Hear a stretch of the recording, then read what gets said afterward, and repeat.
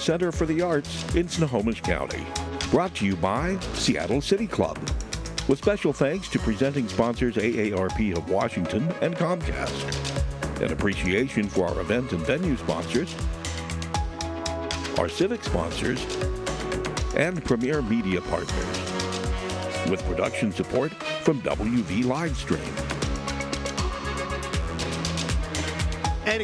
And a good evening, everybody, and thanks so much for being with us tonight. I'm John Hopperstad. Glad to have you. I'm from Fox 13. Glad to have you here for this very important debate tonight. I'm joined by my fellow panelists, Sami West from KUOW, Venice Buhain from Cascade PBS, and we have Kellyanna Brooking, our student representative, who is a junior at Hanford High School. Also, please welcome our candidates, Chris Rakedahl and David Olson.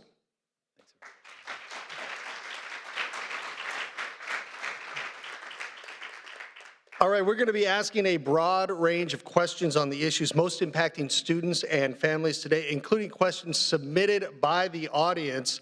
Let's go over the ground rules right now. Each candidate, you're going to have 1 minute for an opening statement. You will then have 45 seconds to answer initial questions. We will then lead a moderated discussion and give 20 seconds for follow-up questions or rebuttals. And then each candidate will end with a 60-second closing statement. Now, we've asked our live audience to remain silent from here on out. Be respectful, no cheers or boos, but you can follow along at home using the hashtag WAElects. Now, we tossed a coin backstage to determine who would make the first opening statement here. David, you won. You elected to go second. So, Chris, you have 60 seconds for your opening statement.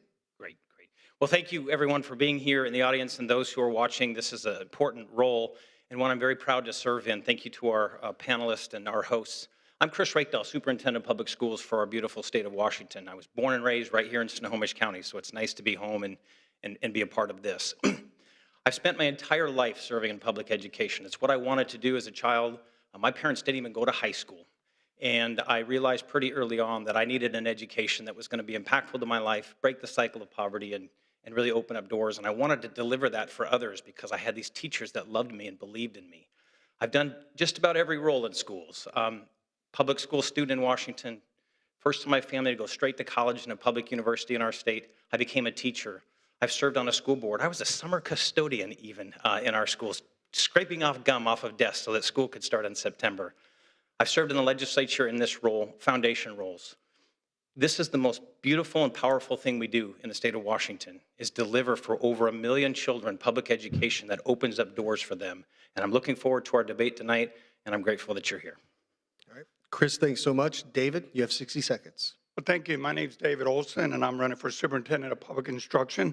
I want to thank the City Club of Seattle for hosting tonight's debate. I myself am a former president and board member of the City Club of Tacoma.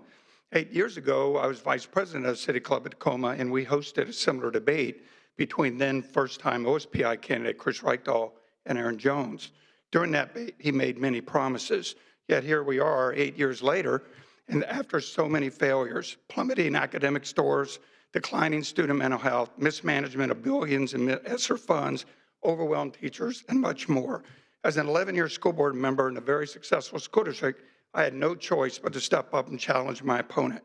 Under his leadership, Washington public school systems are failing students, parents, and teachers. I'm running because your kids and grandkids and our teachers deserve better. Thank you. All right, let's start off with the budget. Let's get right to the news in education happening right now. Chris, you submitted your budget last week asking for almost $3 billion in additional funding over the next 2 years. The question for you, is that necessary, and what happens if the legislature does not approve it? Yeah, thank you. It's the fundamental question of our time. Our paramount duty in the state of Washington is basic education. It's the #1 thing our legislature is asked to do by our Constitution. And as a constitutional officer with a statutory requirement to submit budgets every year, we've submitted a budget that will close gaps, will continue to close gaps. Now, we submitted a budget that we think makes a huge difference for students with disabilities, the transportation shortfall, supports educators, paraeducators, and does more than that. It's the paramount duty, and unfortunately in our state's history, our legislature has been brought to court 3 times by the state Supreme Court when they don't fund it. I think they're going to lean into it. I think they understand the challenge. I have high confidence in all 4 caucuses to make this a priority, both Democrats and Republicans, in a bipartisan way. And we're going to continue to advocate because we have the research and the data and the understanding to know what closes gaps and helps kids. And we'll let the courts decide if there's more steps after that. So if they do, a follow-up question, if they don't approve it, this is going to the courts, or what's your avenue here? I think it's been the only avenue when basic education has not been funded in the past. We just saw that 10 or 12 years ago. It's what boosted $4.5 billion, allowed us to do all-day kindergarten, to add more than $1 billion to support students with disabilities. Our legislature deserves great credit for what they've done, but the job was to keep up with it, and inflation has eaten up school budgets. So I think there's a possibility that there's a legal risk here if basic ed is not funded in the next session. Okay. David, your take. One of the things that Chris and I do agree on is that the state is not meeting its constitutional duty to fund basic ed, and specifically special ed and transportation are really hurting our schools. Although I appreciate the superintendent's budget, I believe that it's just a Band-Aid, a $3 billion stopgap. And until we fix the current prototypical funding model, which is inequitable about how they fund schools, primarily by zip code, until we fix that, our rural school districts and high poverty school districts are being left behind. Because of it, the achievement gap is widening, especially among students of color, especially Black, Native American, and Latino, and students with disabilities. They're getting left behind, and we need to work to fix that. So as you both were saying, you both believe the state isn't fulfilling its paramount duty to fully fund education. David, you've said you want to overhaul the state's funding formula. And Chris, you've said you want to be sure the state is spending more overall on education. At the same time, the state superintendent is in many ways a bully pulpit with limited powers. If elected, what would your approach be? And I'll start with you, David. Well, earlier this week, Superintendent Reichdahl was on King 5 or the news, or said that he won't take no for an answer for getting his budget through this year. But I would argue that he hadn't gotten yeses in the past. And so I agree, Superintendent of Public Instruction does have a bully pulpit, and I think it needs to be utilized more actively in the state legislature, and if necessary, as what happened, like he said, 15 years ago, go back to the state Supreme Court. I don't think it needs to be done that way. But what happened with the McCleary decision 12 years ago or so, they did it in a vacuum, and they did not collaborate with school superintendents, school boards, or CFOs. And if I get elected, I'm going to make sure that we bring the stakeholders together to do it right this time. Chris. Well, I'd say the role of the superintendent is to bring the research case, what's working, what's not working, and then build a budget. That is what the law entails us to do, building the coalition, which we've done. And in the time that I've been superintendent, we now deliver 1 million books to children before they even begin kindergarten. And we just saw the best kindergarten readiness scores we've seen in 6 or 7 years. We've now got assessment gains in math in particular growing. We are in fact closing gaps in graduation. 50,000 kids are in dual language. 1/3 of our students by middle school take a high school course. 2/3 of our high school graduates leave with college credit. All of this work started with budget requests from my office and building coalitions and partners. So I agree it's a bully pulpit, but it's one that brings to bear a lot of research and has to be the voice of these amazing young people and their parents, and that's the job, and that's the beauty of my background in public finance and public education is I know how to do it because we've been doing it, and we've added $5 billion. We're just short of the actual constitutional goal now. Okay. Shifting now to struggling school districts, some districts in our state are having to make severe budget cuts, like Seattle, which is facing a nearly $100 million hole, and they're considering closing schools. The Marysville School District is in such dire financial straits that it could be dissolved. Should the state take a more active role in preventing situations like this? And Chris, you can start. Yeah, thank you. The most active situation the state could take is to fully fund basic education. In all those cases, those districts have seen an enormous erosion of their buying power due to inflation. And when you have an obligation to teach young people as the constitutional duty and you lean into that passion, you need highly qualified educators. Our educators are the best in the country and they deserve every dime, including our paraeducators, our custodians, and our staff.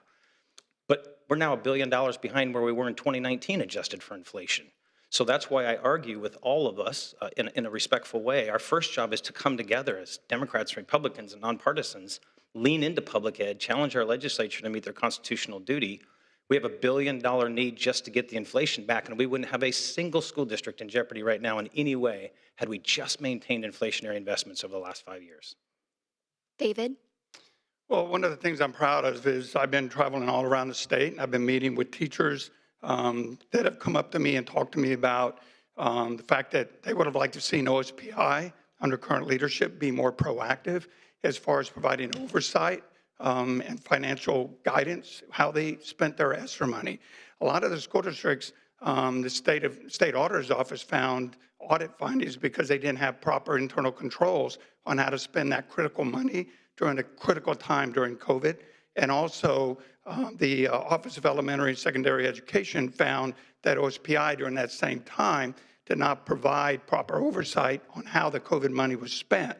So 2 years into COVID, almost $2 billion had not been allocated out across the state to schools that, in my opinion, could have really used that. But the other thing we have to do is we have to give them guidance on how to spend it. Thank you. Thank you. And a 20-second follow-up.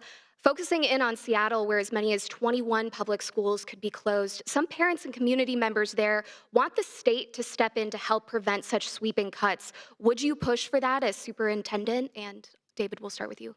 So I recently spoke to some parents and community members in the Seattle school district boundaries. And one of the things they're most complaining about is lack of transparency from their superintendent and their school board.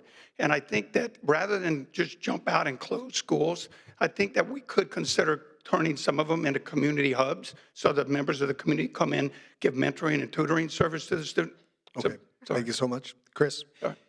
Of course, we should step in and help, and that's part of what advocacy is. I think the Seattle School District is going to manage as critically as it can, but there's a fundamental lack of funding in basic education that's caused this. And at $1 billion for the state, you would have half of their gap closed just in Seattle alone. My budget request would do that. I have to take exception to what he said. We are the best in the country. We were literally ranked #1 this week for the spend of our federal dollars. 96% of them is spent to date. They have until November 15th. We'll be one of the only states that's not asked for an extension. Okay. David, do you want to elaborate a little bit more on what you said about community centers and schools? I think that rather than just closing the schools and forcing the students to be bussed out into outside their neighborhood where they know their community, past years Seattle closed schools before, and student enrollment came back, and then they found themselves in a bind. I'd like to see some of those schools be considered for a community hub where members of industry could provide services to help with that so that they could provide tutoring and mentoring service to the students. Okay, thank you. Thank you. Mm-hmm. Okay, hello. Many communities are having trouble reaching that 60% threshold to pass school levies, and levies are failing, which bring a lot of these budget problems to school districts. So is it time for a change? And if so, what are some of your ideas? And David? Well, the levies need a 50% passing, or to pass bonds requires 60%. I know that there's those in the state that have been lobbying to lower that to 50%.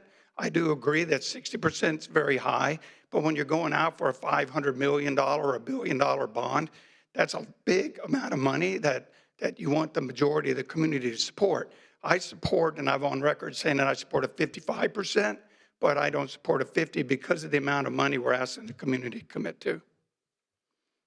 Thank you. David and I agree on a lot of things. This is one we do not agree on. Constitutional democracies focus on simple majority. That's the way it is. And right now, our students in rural communities in particular are being harmed because of a 60% supermajority in a time of a tremendous culture war around the country. It's hard to get to that. But our democratic institutions are founded upon a simple majority. And if our rural districts could get to a 50% for bonds, they would be leveraging tens of millions of dollars for their schools. What's more tragic than just our disagreement on 60%, he's got some arbitrary 55%, I think a simple majority, is he proposes rolling back the capital gains tax. $500 million a year of that is funding early learning for 3- and 4-year-olds. And we just saw the best kindergarten readiness scores we've seen in our state in 6 or 7 years. He would also roll back the $300 million that I've advocated for rural schools because of the 60% supermajority. He'd cut the capital gains, hurt construction in rural communities, and pull $500 million away from early learning. There's no solution there. Thank you. Thank you, Chris. Thanks, Chris. So actually, one of our audience members actually had a question regarding the capital gains tax. So the capital gains tax sends hundreds of millions of dollars to education a year, and it's on the ballot this November and could be repealed. So if it gets repealed, how do you propose the state address that? And so what are some of the solutions for the districts that would lose that money? So I think it's Chris. Well, first of all, vote no. Don't repeal it. I understand the question, but it's the only thing we've done to move ourselves from the 50th worst tax state in America for regressivity to the 49th. It's the only thing we've done that has allowed our voters to actually have a sense that the wealthy are paying their fair share, and it funds early learning in K-12 capital construction. If it does fail, we will go right to the legislature and say we will need that money out of the existing capital budget. Thank you. David? So the state legislature, and I've said this before, the state legislature has not been very good at keeping its promises. Years ago, they had a lottery, and they said that the lottery revenue would go to fund education, and that's not happening today. Then about 12 years ago or so, they had the marijuana, passed marijuana, and they said the marijuana tax revenue would go to fund education. That's not happening either. It's going into the general fund. So what I said is, I have not said publicly that I don't support or oppose or the capital gains. How about we just go back to using marijuana and lottery money to fund schools? Please let me answer this. Let's get a rebuttal. Chris. This is perhaps the most disqualifying thing you say every time we're out on debate. And you know I love and respect you, and I think your character is great in terms of your passion for kids. The lottery and marijuana revenue combined in the state, y'all, is 1% of the state budget. 1%. And the lottery does fully fund education, happens to be higher ed, and marijuana revenue is public health. You all would have to do a lot of habit-forming things in order to fund education with that. So let's be honest, capital gains is progressive. These are regressive taxes. They're 1% of the budget. It's not an answer. Okay, thank you so much. Let's continue talking about funding here and the issue of special education. You know, Washington's legislature has never fully funded special education. That is its mandate. Despite being required by law, they simply haven't done it. So what is your solution about that? And David, let's go first here. Well, special ed and students with disability is a federal civil right, and the state needs to meet its constitutional duty to fund our most vulnerable students because they are the ones that are, in addition to this, the marginalized students are the ones being left behind. They have more absentee rates, they drop out. We need to get the state to step up. When I talk to superintendents and people around the state, they say the two things that are impacting them the most are special ed funding and transportation. If they could get their hands around that and fund that, schools would be able to hire paraeducators, train those paraeducators to help take the onus off overwhelmed teachers that are in the classroom. But what do you as superintendent do to convince the legislature to fund special education? Well, I think that the superintendent has like almost 50% of the state budget goes through OSPI. That's quite a bully pulpit. And I think that the superintendent needs to do more to go meet with the leaders of the state legislature and the governor and convince them that it's time to step up. Our children are the future of this state, and they need to step up. And, you know, just 5 years ago, 52% of the state budget went to education. Today, it's only 43. Okay, thank you. Chris? It's more than words, it's action. When I got here, only $1.1 billion a year was funding special education from state sources and about $500 million from federal funds. The feds have barely moved the needle, but we now put $2.2 billion into special education. Our legislature, through partnership with us, bringing them the research and the data, has said that's a worthy investment, and bipartisan support for that has come forward as I've brought those as the #1 priority in my budgets every single year. It's more than that, though, and that's why I love about this question. You can't just do money alone. We've also said you need to change inclusionary practices and train educators. More students with disabilities should get more of their learning time with their peers in gen ed settings and not in isolation. And we've worked on removing those isolation and restraint practices. We've also done an amazing job, I think, in this state helping our students understand the importance of learning with their peers. It's more than just words, it's action. And my budget that I just released, its biggest priority once more is to finally close the special ed gap. I want to ask a quick follow-up to both of you on this. So if the legislature does not fund special education, should funding caps then be removed? Chris? We've advocated every time that we get rid of this cap.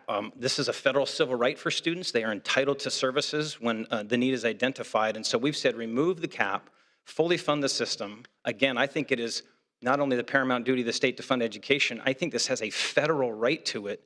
And ultimately, the legislature is going to have to dig into their existing base budget if they won't focus on revenue and focus on it as a priority. It is the #1 thing they should fund. David? Well, again, that's something that we definitely agree on. The current prototypical funding model is not working. We have to go back to the table and rework the way we fund education. And special ed is woefully underfunded. And like I said, we are leaving our most vulnerable behind. And the recent special ed increases a couple years ago were just a drop in the budget. School boards like mine are having to dip into their levy money to pay for special ed, and that should be criminal. We should not be able to do it. The state needs to meet their obligation. Okay, thank you. Mr. Olson, what policies or initiatives can you bring forward to help support special needs students and special education programs to help them truly succeed? Well, I think we've sort of talked about that already. I think there's policies in place that the state should be able to just step up and meet. I mean, they're supposed to fully fund special ed right now. I don't think that we need to reinvent the wheel. I think the state just needs to start funding education. But I also want to make sure that if they get that extra increase in spending, that we're giving them guidance on how to spend it. Oftentimes they get a bucket of money and there's like siloed on how they spend it, but they don't get guidance on how. And so if, for instance, they get a bucket for special ed, a bucket for transportation, a bucket for HIMSOC, are they going to spend all of it on special ed, or are they going to spend on transportation? I think we need to make sure that if we're going to give them that money, we need to give them clear guidance on how best to spend it and not leave them to their own devices, which might take them down the wrong path. Thank you. What initiatives are you hoping to bring forward? Well, what I want to do is go to the state and say, you need to fully fund education. That's all, not that it needs to be a new initiative. It needs to be the state meeting their constitutional duty. And so I'm going to go and I'm going to use a bully pulpit for OSPI that I do not believe has been used effectively in the past to get them to do their duty. I don't believe, other than getting the people around the state to step up, go to school board meetings and demand full funding, school boards and local districts should not be using levy money to pay for special ed. That's an initiative. We need to stop doing that. Okay, thank you. Now, Mr. Rakedahl. Yeah, well, I agree. Obviously, the legislature needs to step in and finish the job. They have done a lot of investment. It's doubled under the time I've been superintendent. We have $700 million to go. The initiatives for me are putting the budget request forward, but then talking about the innovation of classroom experiences. It's about students, not just the esoteric budgets and policy conversations. It's about getting them inclusionary practices. It's about having high expectations for all kids, using AI-based software to help in reading skills that now gives our educators unbelievable real-time feedback. Those are tangible things that make a change. And as we've done that, we've moved the graduation rate in this state since I've been superintendent for students with disabilities up 12 percentage points. It's the fastest growing group, even as they're taking more math, science, and English language arts in high school. High expectations for all kids, high supports for students with disabilities, and as much inclusion as we can. Those are tangible things we're doing, and we should keep expanding them. Thank you. I just want to say that without the funding, you can't hire additional special ed paraeducators and take that extra workload off of teachers that they are telling me across the state they are overwhelmed. And if you look at the Edmonds School District or the Seattle Public School District, they're doing fairly well as far as certain areas, but if you do a deep dive and look where special needs students are, they're woefully behind. Chris, if you want to add something to this, we give you an extra 20 seconds. Yeah, that's why my budget request that I just put out builds on the $72 million we secured last year for paraeducators. This is another place where we agree. They play such a key role alongside certificated teachers. Some of our students with disabilities get a lot of their instructional time, one-on-one time, and small group time with our paraeducators. We got them the first $72 million investment in a long time. I have a $500 million request going forward. They are a key part of learning. Thank you. Shifting gears now, Chris, you're asking the public for a third term, but you've been criticized for not making enough progress for Washington students, with only about 40% on track for college-level math and science, according to the last Washington State Schools report card prepared by your office. Why should voters give you a third term? Would you do anything differently to earn their vote? Well, this is an entirely a system about student achievement, so I appreciate the criticism, and it should continue to fall on anyone in this role. I think the truth is we have standards that are designed backwards from university admissions without needing remedial support. And we've got 50 or 60% of our kids in ELA and a little bit less than that in mathematics. The really cool part is we use the most rigorous test in the country. So we're very critical of ourselves, and we rattle off these numbers, and yet 80+% of kids who get the highest score go to college, 70% of kids who get the second highest score go to college. Even the kids who he calls not proficient yet, half of them go to college, and 70% of them are retained from first year to second year. So we have been moving the needle. Highest graduation rate in our state's history with more math and science and ELA, advanced coursework for kids. We've doubled the number of kids in high cap programs. The test is one measure of system direction. It does not measure each child, and that has been the failure of this testing regime. We have moved kids fundamentally in the state. Yeah. David, what is the first thing you'd change if elected to office? Well, I think absolutely we need to make sure that the state is funding the schools, right? I want to take the onus off of local levies, but I also want to give more local control to the school districts. Right now, I don't believe they're getting enough opportunity to make local decisions based on what their communities need. And I also want to give more local control to the teachers so that they know how to run their classrooms. They're telling me across the state that they are getting so many policies and procedures and assessments that are placed on them. It's taken away from their time to instruct the kids, and they're putting the kids onto digital devices rather than be able to have one-on-one and develop a relationship with those students, which I think is super important. Thank you. Okay, on to academic success. So 4th and 8th grade math and reading scores have declined nationwide in the past decade, and Washington is no exception, according to the National Assessment of Educational Progress. So this has been a national pattern since 2013, so we can't blame it on the pandemic. What is the cause of this decline, and what would you, as state superintendent, do to reverse it? So, David? Well, this one is clear. The public has lost their faith in our school systems. We've lost 60,000 students out of our public education system since Superintendent Reichdahl has taken over. And that's because they don't have faith that we're going to give them a quality education. Many teachers are telling, yes, ma'am? Oh, so what would you, the question is, what would you do as superintendent? I think that we need to provide more oversight and go meet with them in their place, the teachers and the superintendents, and find out what's not working. Giving more money to schools isn't going to be the cause. We need to help. We need to find out what the root cause is, why these schools that are getting so much more money today than they did 10 years ago, and they're still not hitting 30% ELA reading and math criteria. We need to find out what's the root cause of why it's not working. That's the most important thing. Okay, thank you. Yeah. Chris? Yeah, contextualize those scores. That's the only national assessment that we give in the country. It's a sampling methodology. And the really cool part about our state, even though the entire country has struggled over the last 12 years, at exactly the year that the smartphone became a device that a majority of our students in middle school and high school had with them, that is exactly the year that the decline in reading occurred. We have been outperforming that, thankfully, though. When I started this, there were many, many states ahead of us. Today, there are only 6 states ahead of us, maybe it's 7, in mathematics by 8th grade using that assessment that are statistically outperforming us. And there are only 2 in reading. So while the whole country has struggled with this, I'm glad that we've made progress against those other states. The number one thing we have to do in reading is transfer screen time back to complex textbook time. We are working on a comprehensive set of learning standards changes that really doubles down on the idea that kids need to get back to old school reading of text and less screen time. Thank you. And we've got a question, a follow-up from our audience. They want to hear specifically what you two plan to do to help students who are still struggling with pandemic-era learning loss. And I guess, David. Well, one of the things that we absolutely need to do is we need to make sure that we're giving additional resources for mentoring and tutoring. If you look, like I said, if you look at these school districts and you see there's this disparity and this widening achievement gap between students of color and students with disability, we have to make sure that we're directing additional resources into those schools to help lift up those struggling students. And one thing I'm going to reach back is I do disagree about where we are with the NAEP nationally, but thank you. All right, thank you. Chris? It's about interventions and support and tailored learning. This always comes back to the budget. If you want individualized learning for students, you got to invest in lower class sizes. You got to invest in paraeducators and have support systems. We've done that with one-time federal money. Again, we're the best in the country at spending that down. That is going away. That's why 2 years ago I said to the legislature, you got a big problem coming if you don't invest now.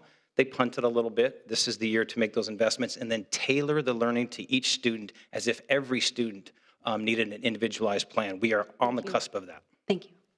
Can I add just one thing? 10 seconds? 20 seconds. One of the things I'm really proud of, a year and a half ago, our school district was one of the first in the states to restrict cell phones and social media in our classroom. This has had a very positive impact on mental health and has improved our academic scores. And we are going to get to cell phones in just a moment. Okay. Kellyanna?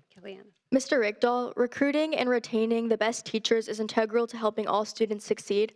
How will you make sure that there are teachers from all different backgrounds to match the diversity of the student population? I love the question. When I started in this, there were only about 11 or 12% of our new teachers who were teachers of color. Today, almost 30% of our new teachers are teachers of color. That isn't by accident. Intentional recruitment, and a huge thank you to our higher ed institutions. We've also created innovative ways to become teachers. We have a lot of paraeducators that are very diverse and they're multilingual. They're such a rich source of talent in our communities.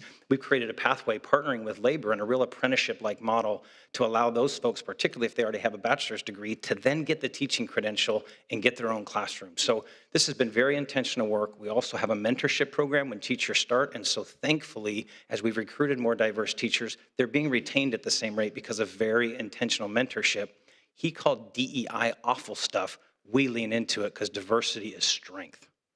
Thank you. Now, Mr. Olson. So what I absolutely believe is that the schools need to reflect the students and the teachers. So if the demographic is high students of color, then there needs to be teachers of students of color. When I was in Central Washington talking to the Latino community, they said that they're having an issue with communication. And the reason for that is they don't have enough teachers that speak Spanish.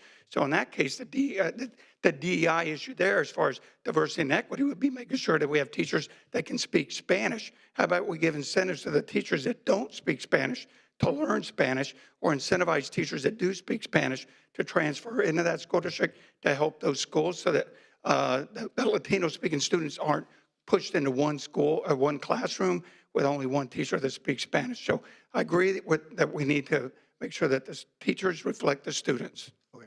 Thank you so much. I want to move to curriculum here. One of the pet peeves that people who graduated from school 20 years ago share with kids who are currently in school, including my 15-year-old at Bothell High School, is that schools are not teaching enough life skills like financial literacy or investing. So should this be a bigger focus on preparing students for these important topics, not just for higher education, getting kids ready for college, but teaching them about how to get through life? And if so, how would you incorporate this into schools? And David, let's start with you. I think that's an excellent question. And I think that all school districts, our school district does teach how to balance checkbook. And we have junior achievement where they go up and they go to this place up in Auburn, Finance Center, and they get given here, you're a single mom with 3 kids and a $50,000 income, and how are you going to do your budget? And they give them these life scenarios, so they have to work through that. I'd like to see all school districts do something like that so that kids graduate with just basic understanding of how to do a budget. When I was a kid, we had home ec. You could take home ec, you could learn to cook, you could learn to sew, things like that. Also, I want to make sure that we're expanding the skilled trades across the state so that kids can get a functional skill whenever they get out of high school, that even if they go into college or military or something like that, at least they have a life skill, know how to change a tire on their car. So. Thank you so much. Chris? We've consumed too much of a student's high school credits with mandates and requirements, mostly from the State Board of Education, and they're very caring individuals, but they've taken mandates from the legislature and they've piled on more things. And while I've supported the 3rd credit of math, with about 35% of our economy needing a baccalaureate degree, it means 65 to 70% of students need more than a high school diploma, but less than a bachelor's degree. And the 3rd credit of math for those students should be real-world contemporary math, financial literacy. It can be mathematics and the trades that's applied. We have a system, though, that quite frankly gets targeted if they don't drive every single kid to a calculus model, and then they say, gosh, if you take, financial literacy, you're not going to be on this particular track. We got to open it up. When I got here, only 38% of kids were taking 2 or more CTE classes. Today, 52% of graduates have done it. We've embedded financial literacy as an option for kids, but we take a beating for it if we don't have a context for it. Okay, thank you so much. All right. So let's talk about the parents' rights movement. Initiative 2081, which is the Parents' Bill of Rights, was passed by the legislature in January. But parts of that bill regarding student medical records and mental health records were recently struck down. And how do you feel about the spirit of the bill? Would you enforce it or ask for it to be amended, or would you push for repeal? So I believe, Chris, your turn. Yeah, thank you. So this bill was in the works as an initiative from the state Republican Party. Obviously, there's a lot of passionate folks who genuinely believe in parents' rights, as I do, and if they had just done that, that would be okay. So what we have said right away when this passed the legislature is there's a lot of good in that bill. We should double down and help parents understand all the places where they have existing rights and where new rights are conferred upon them. Anything that's in the official student record is a right of parents. But we warn districts, be careful in changing your guidance too quickly until it gets through the courts, because it's likely that there's medical privacy issues that are in violation here and some academic privacy for students. Within a week, a court agreed. So we're building right now the technical support for our districts to really double down on parents' rights where they have a right, and we're making sure that the courts clarify where students have a privacy protection, and we ought not step over the rights of students. Thank you.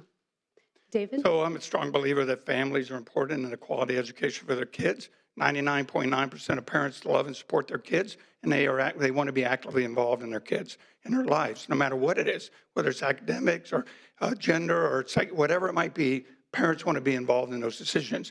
And the state legislature overwhelmingly bipartisan voted like almost 100% to pass that bill. Unfortunately, on June 5th, my opponent put out a press release telling all 295 school boards to ignore the new law. And so we have an elected senior executive of the state telling 1,500 elected school board members to disregard the newly passed bill. And I think that's really unfortunate. Sends a wrong message.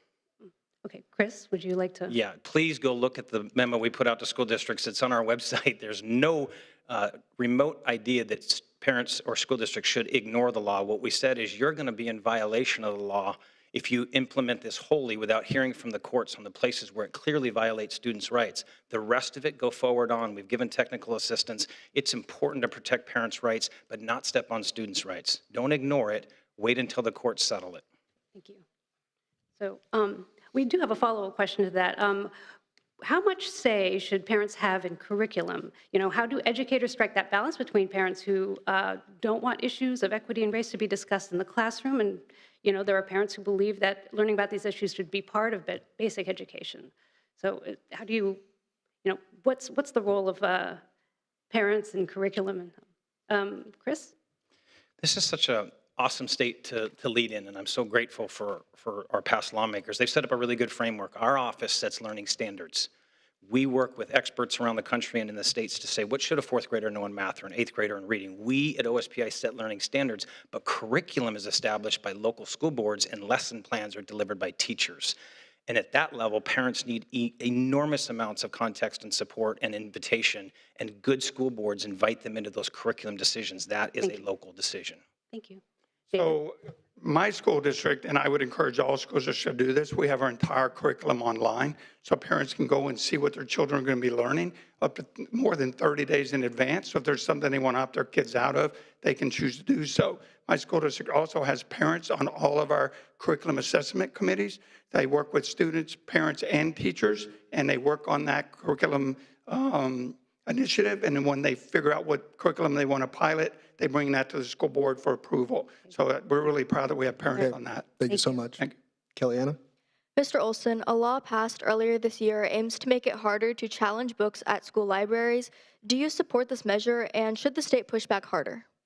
Can you say the first half? I'm sorry, I missed it. Of course. A law passed earlier this year aims to make it harder to challenge books at school libraries. Do you support this, or do you think that the state should be pushing back harder? No, I think I support that. We had a school board meeting just a couple of days ago, and we had members of our community come and thank us and applaud our school board for not doing that.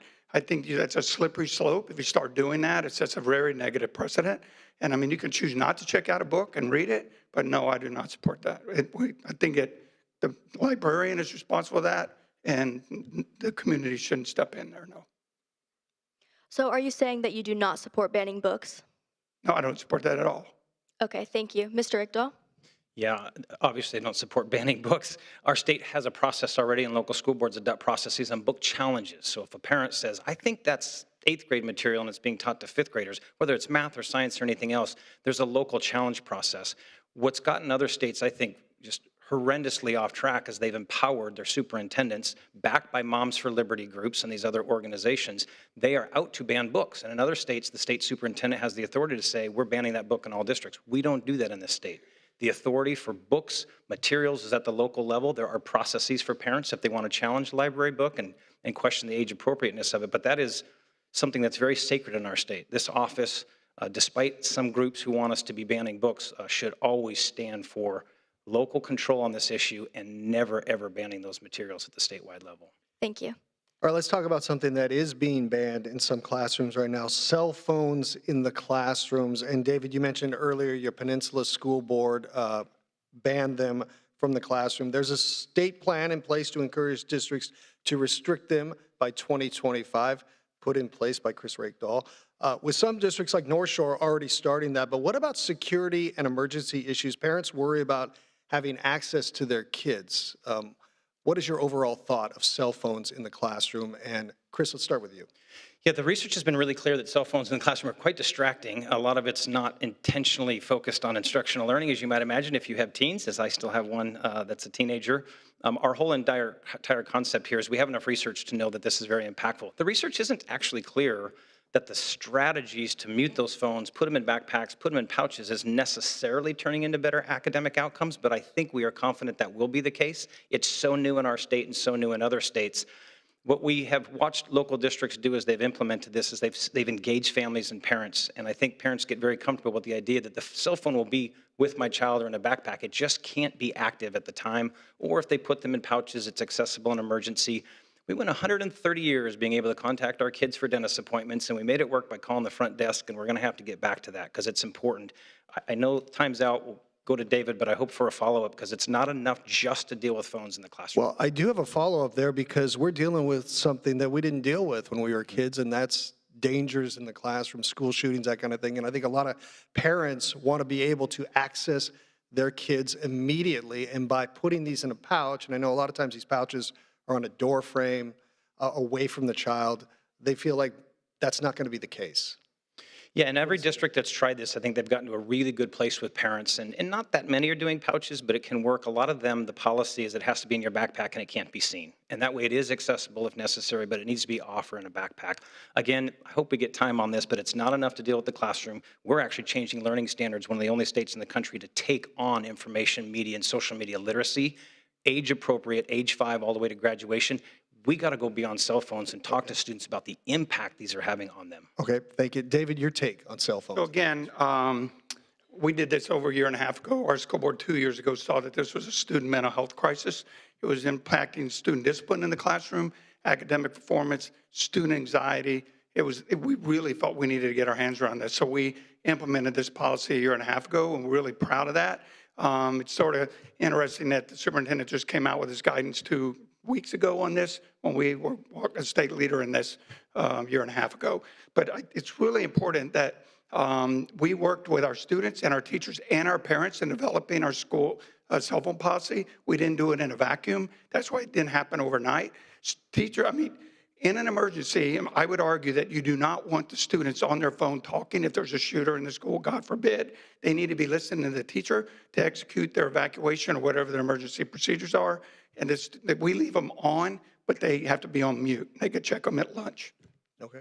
Yeah. We're going to stick with school safety, and Kellyanna has a question. Mr. Olson, lockdowns and shelter-in-place orders at school have become all too common. Some districts, like Seattle, have a limited school resource officer programs. What can the state do to make schools safer? As state superintendent, what role would you play in that? I absolutely support school resource officers. Our school district, like a year ago, passed a safety, security, and technology levy so that we could add additional cameras and security to our schools. But we also hired armed school safety officers, former police officers that were in plain clothes patrolling the halls. A couple months ago, I was at a Juneteenth event at MLK on the June 19th, and I had some students that had gone to Garfield High School last year, and they lost friends in that shooting.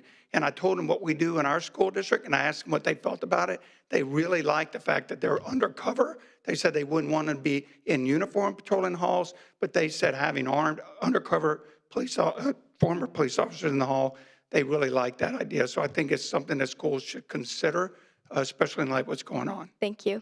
Mr. Rakedahl?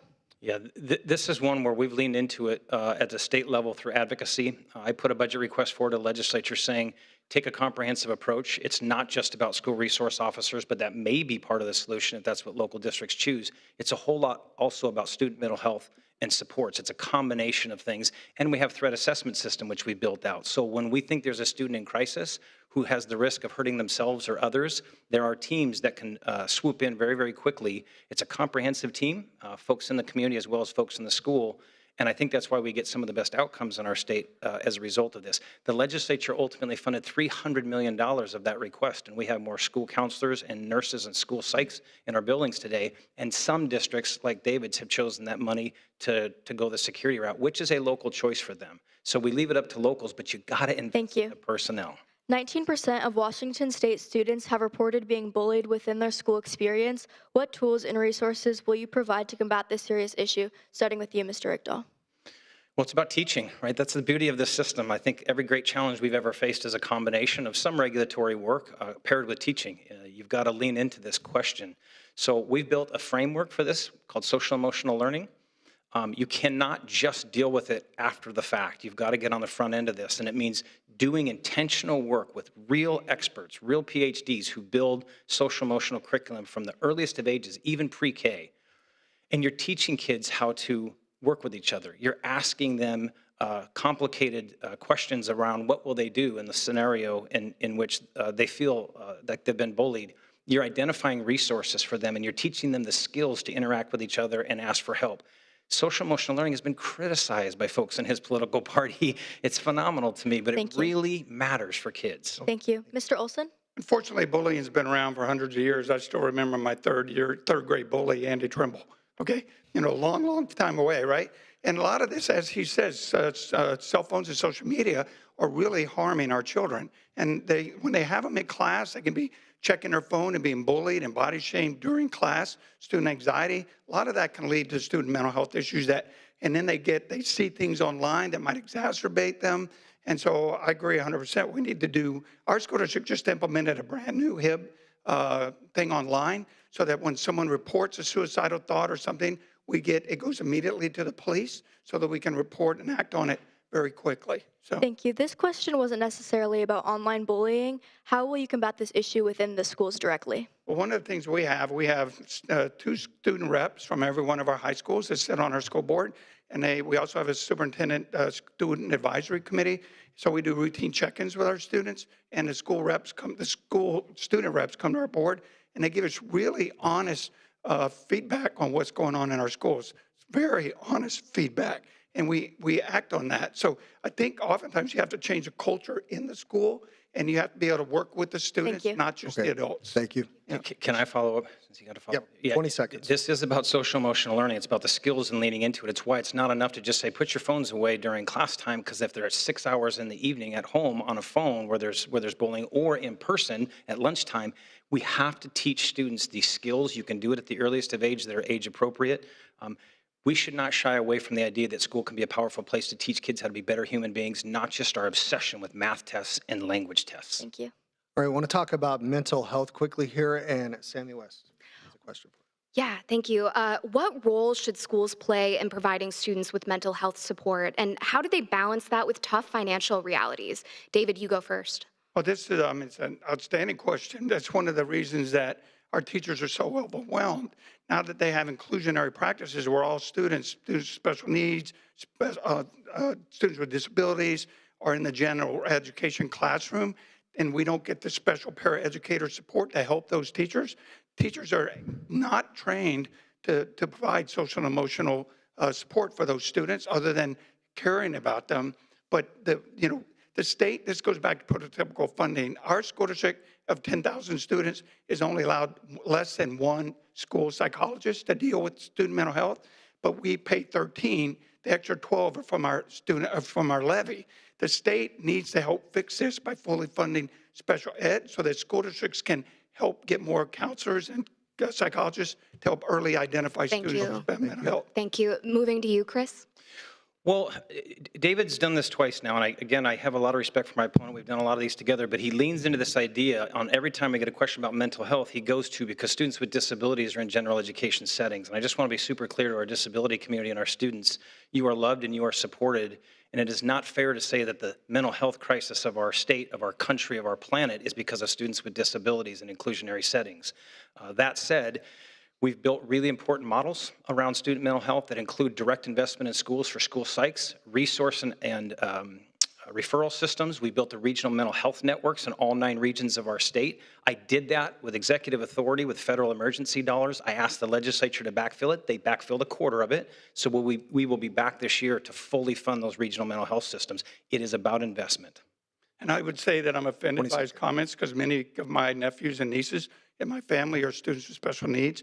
I didn't say that they aren't loved and supported. What I'm saying is that when they're in the general ed inclusive, which we believe is better for those students, and I agree with that, by the way, but when we don't have the paraeducator supports to help the teachers deal with the additional load that they have to do, it's not, I'm not saying in any way, shape, or form that it's the students' fault. We need to give the teachers more supports to help with those students. Okay. Let's move on to free school meals. Kellyanna. Mr. Olson, free and reduced breakfast and lunch programs can be deemed as controversial among taxpayers. However, 27% of Washington students have reported that they cannot afford lunch or breakfast at school. Students perform better, get better test scores, and overall can stay more focused when they are well nourished.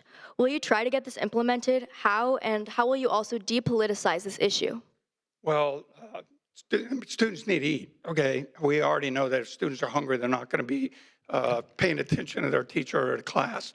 And so the federal government provides Title I money to help with students that are free and reduced lunch. We try and take the stigma off of it in our school district so no one knows if they're on free and reduced lunch.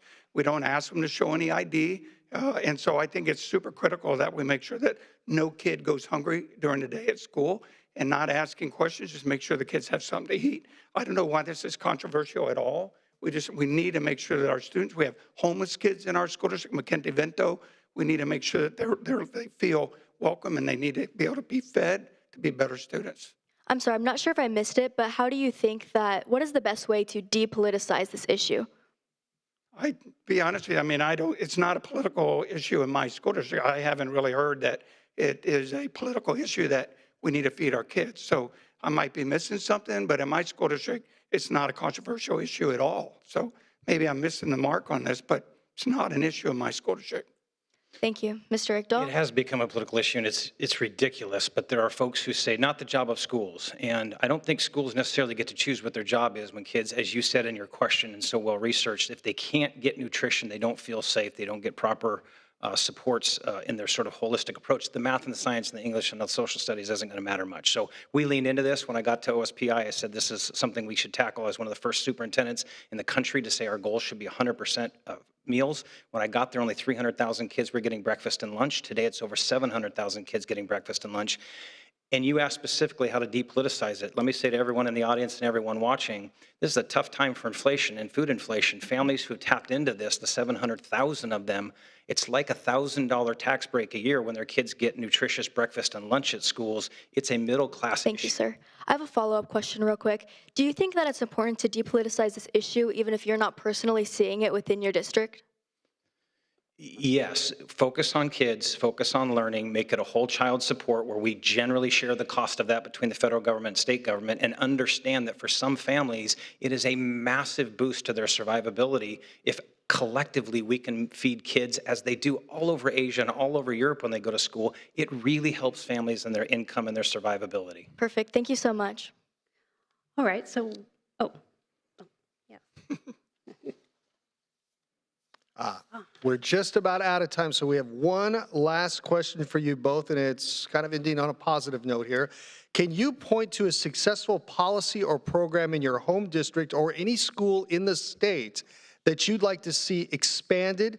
Explain the benefit to the students, and Chris, will start with you, and only 20 seconds. Well, 20 seconds, lots of them. We've gotten to almost all districts on meals. Let's take it everywhere. We have 50,000 kids through the policy that we've initiated to get them dual language learning. They're learning to be bilingual from the age they start school. We've got that in 150 schools now, 50 districts, 50,000 kids. It is our goal that every parent in the state of Washington in their school district has at least one elementary school with a dual language choice. Let's go statewide with it.